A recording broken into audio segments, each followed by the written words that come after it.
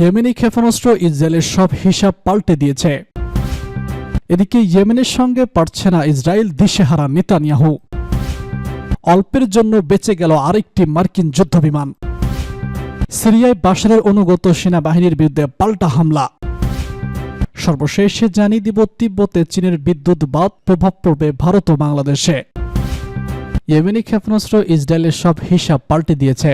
ইরানের বিপ্লবী গার্ড বাহিনীর একজন মুখপাত্র জানিয়েছেন, ইয়েমেনের আনসারুল্লাহ গোষ্ঠীর হাইপারসনিক ক্ষেপণাস্ত্র হামলা ইসরায়েলের সব হিসাব পরিবর্তন করে দিয়েছে।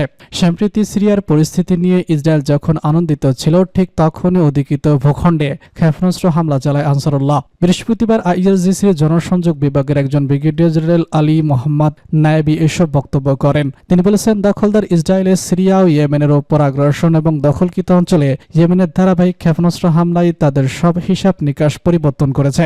আইআরজিসির মুখপাত্র বলেছে, ইয়েমেনের আনসারুল্লাহ গোষ্ঠীর শক্তিশালী পদক্ষেপগুলো দেখিয়ে দিয়েছে যে প্রতিরোধ ফ্রন্ট বিভিন্ন ক্ষেত্রে আত্মনির্ভরশীল এবং স্বাধীন। সেই সঙ্গে দখলদার ইসরায়েলের অপরাধের দাঁত ভাঙা জবাব দিতেও তারা এককভাবে সক্ষম। এদিকে বৈশ্বিক মিডিয়া ইসরায়েল বিরোধী প্রতিরোধ ফ্রন্টগুলোকে লক্ষ্যবস্তু করেছে এবং প্রতিরোধের কণ্ঠস্বর স্তব্ধ করার জন্য প্রোপাগান্ডা চালাচ্ছে বলে উল্লেখ করেছে আলী মোহাম্মদ নায়েবি।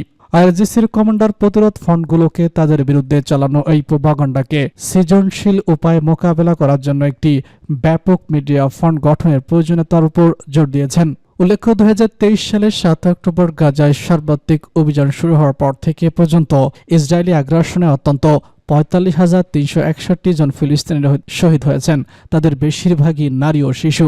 দখলদার ইসরায়েলি শাসকদের বিরুদ্ধে ফিলিস্তিনের আগ্রাসনের গতি ইয়েমেনের প্রকাশ্যে সমর্থন দিয়ে যাচ্ছে।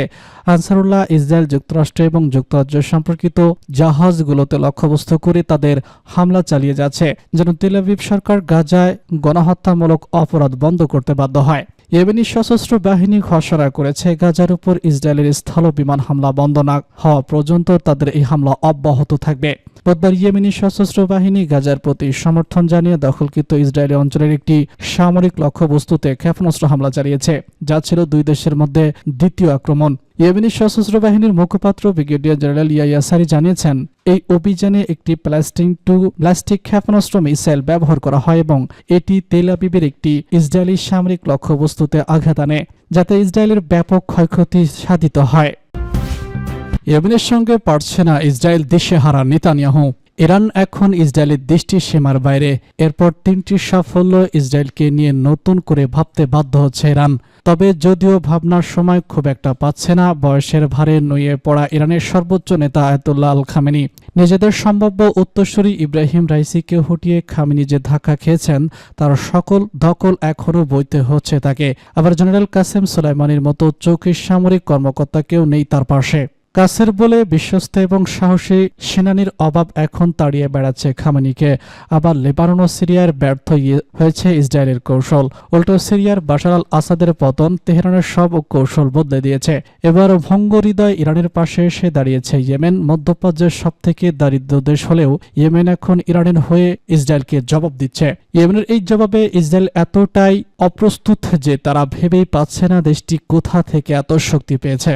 একের পর এক ইয়েমেনের ব্যালিস্টিক মিসাইল একেবারে ইসরায়েলের প্রাণকেন্দ্রে আঘাত আনছে, আর সেই হামলা রুখতে ব্যর্থ হচ্ছে তেল আবিবের শত্রুচক্ষু।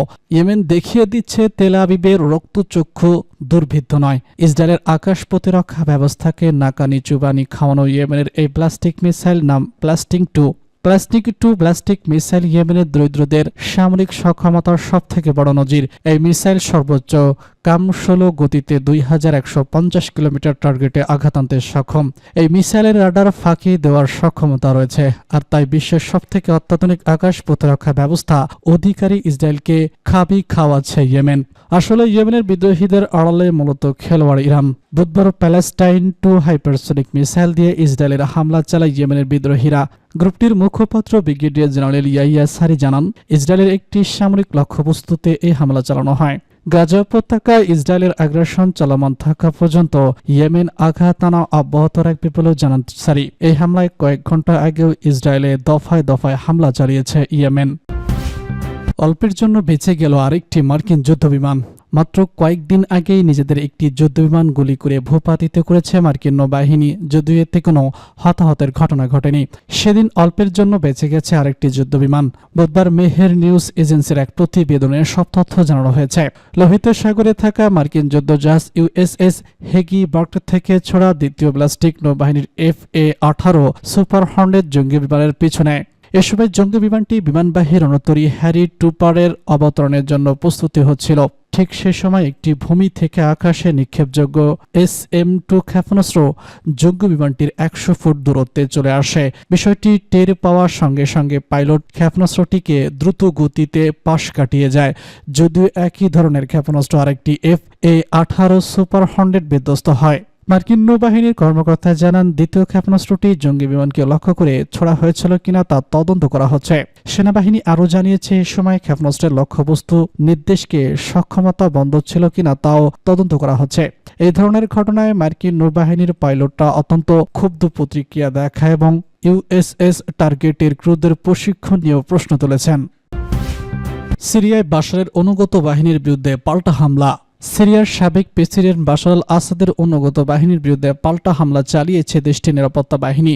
পশ্চিমাঞ্চলীয় প্রদেশ তারতুসে আজ বৃহস্পতিবার এই ঘটনা ঘটে বলে জানিয়েছে দেশটির গণমাধ্যম। গতকাল বুধবার এই প্রদেশের কিরিকিত আল মাজার শহরে বাশারের অনুগত বাহিনীর সদস্যদের সঙ্গে সংঘর্ষে নিরাপত্তা বাহিনীর 14 সদস্য 3 জন বন্দুকধারী নিহত হন। এর একদিন পরই আজ এই পাল্টা হামলার ঘটনা ঘটল। সিরিয়ায় যুদ্ধ পর্যবেক্ষণকারী যুক্তরাজ্য ভিত্তিক সংগঠন Syrian observatory for human rights বলেছে, আজকের হামলায় 3 জন নিহত হয়েছে। তারা পদচ্যুত প্রেসিডেন্ট বাশার আল আসাদের অনুগত সশস্ত্র যোদ্ধা ছিলেন। সরকারি বার্তা সংস্থা জানায়, একদল যোদ্ধাকে অসাড় করতে এই হামলা সফল হয়েছে। ওই অঞ্চলে এই হামলার উদ্দেশ্য ছিল নিরাপত্তা, স্থিতিশীলতা এবং শক্তি পুনরুদ্ধার। কোদাস তারতুস প্রদেশটি বাশার আল আসাদের শক্ত ঘাঁটি হিসেবে পরিচিত। সেখানে তার নিজ গোত্র আলাউত জনগোষ্ঠীর মধ্যে সাম্প্রতিক দিনগুলোতে বেশ উদ্বেগ ও উত্তেজনা বিরাজ করছে। যুক্তরাজ্য ভিত্তিক পর্যবেক্ষণী সংস্থা জানায়, সিরিয়ার রাজধানী দামেস্কের কাছে অবস্থিত কুখ্যাত কারাগারে বন্দীদের নির্যাতনের সঙ্গে জড়িত অভিযোগে আসাদ সরকারের এক সাবেক কর্মকর্তাকে গ্রেপ্তারের চেষ্টা চালায় নিরাপত্তা বাহিনী। এ সময় স্থানীয় বেশ কিছু বাসিন্দা তাদের বাড়ি ঘরে ঢুকে তল্লাশি চালানোর অনুমতি না দেওয়া পর্যন্ত এই সংঘর্ষ বাধে। এই কর্মকর্তার ভাই এবং আরও বেশ কয়েকজন সশস্ত্র ব্যক্তি নিরাপত্তা বাহিনীর উপর অতর্কিত হামলা চালান। এ ঘটনায় বেশ কিছু মানুষকে গ্রেপ্তার করা হয়। তিব্বতে চীনের জলবিদ্যুৎ বাঁধ প্রভাব পড়বে ভারত ও বাংলাদেশে।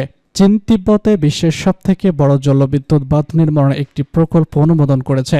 তিব্বত মালভূমির পূর্ব অংশে এই প্রকল্পের কারণে বাংলাদেশ ও ভারতের অনেক মানুষ ক্ষতিগ্রস্ত হতে পারেন। মধ্য অঞ্চলে অবস্থিত থিং জয়েন্ট বাঁধের উৎপাদন ক্ষমতার চেয়ে 3 গুণ বেশি বিদ্যুৎ উৎপাদন সম্ভব হবে নতুন বাঁধটি থেকে। থ্রি জর্জের বাঁধ বর্তমানে বিশ্বের সবথেকে বড় জলবিদ্যুৎ বাঁধ হিসেবে বিবেচিত। তিব্বতের ইয়াংলুং জাংবো নদীর নিম্নভাগে বাঁধটি নির্মাণ করেছে বছরে 300 বিলিয়ন কিলোওয়াট ঘন্টায় বিদ্যুৎ উৎপাদনের আশা করছে চীনের পাওয়ার কনফেকশন কপ। চীনের মধ্য অঞ্চলে অবস্থিত থ্রি জর্জের বাঁধের উৎপাদন ক্ষমতার চেয়ে 3 গুণ বেশি উৎপাদন সম্ভব হবে নতুন এই বাঁধ থেকে। থ্রি জর্জেস বাঁধ বর্তমানে বিশ্বের সবথেকে বড় জলবিদ্যুৎ বাঁধ হিসেবে বিবেচিত।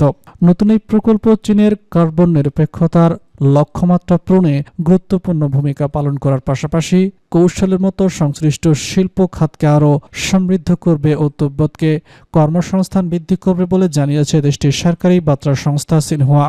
নতুন বাঁধটি নির্মাণে থিং জর্জ বাঁধের চেয়ে বেশি অর্থ ব্যয় হবে বলে ধারণা করা হচ্ছে। এই ব্যয়ের মধ্যে প্রায় 15 লাখ মানুষকে অন্যত্র পুনর্বাসনের খরচ রয়েছে। থ্রি জর্জ বাঁধ নির্মাণে ব্যয় হয়েছিল 34.83 বিলিয়ন মার্কিন ডলার। চীনা কর্তৃপক্ষ অবশ্য তিব্বত প্রকল্পটির কারণে ঠিক কত সংখ্যক মানুষকে অন্যত্র সরিয়ে যেতে হবে এবং মালভূমির অন্যতম সমৃদ্ধ এবং বিচিত্রময় লক্ষ্যবস্থানে তার এসব কি হবে সে সম্পর্কে বিস্তারিত কোনো তথ্য জানায়নি। তবে তারা জানিয়েছে এই বাঁধের কারণে পরিবেশ ও নিম্নভাগে পানি সরবরাহ ব্যবস্থায় বড় কোনো প্রভাব পড়বে না।